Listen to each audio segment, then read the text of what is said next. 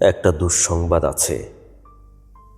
যারা আমাকে ভেঙে চুরে টুকরো কাঁচের মতো ছড়িয়ে দিতে চেয়েছিল তাদের জন্য।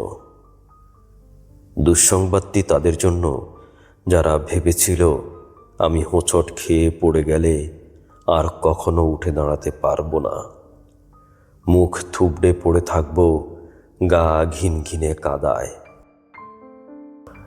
আমাকে ছিঁড়ে কাগজের মতো কুচি কুচি করে হাওয়ায় ভাসিয়ে দিলে আমি হারিয়ে যাব দিক শূন্যপুর। যে আমাকে টেনে হিসড়ে নামিয়ে নিতে চেয়েছিল অতলান্তিক বিষাদ সমুদ্রে, ডুবিয়ে দিতে চেয়েছিল এক পৃথিবী বিবমিশায়। যে আমাকে অযুত রাতের কান্না লিখে দিয়ে বুকের ভেতর খুঁড়ে দিতে চেয়েছিল শ্যাওলা জমা স্যাঁতস্যাঁতে এক মজা পুকুর।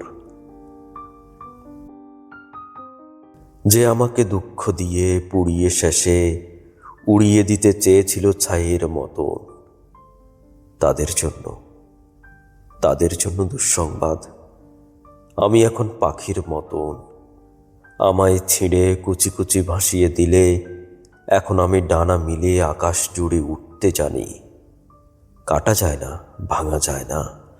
আমি এখন জলের মতো ভেসে যেতে যেতে হঠাৎ জলোচ্ছ্বাসে ভাসিয়ে দিতে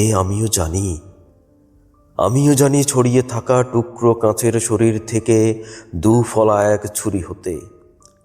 এই যে মানুষ, দুঃখ দিতে দক্ষ ভীষণ, সেও জানুক আমি এখন হাসতে জানি।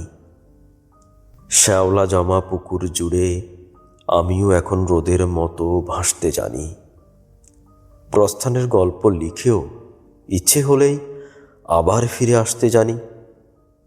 আমি এখন পড়ে যাওয়া ছায়ের ভেতর জেগে ওঠা ফিনিক্স পাখি।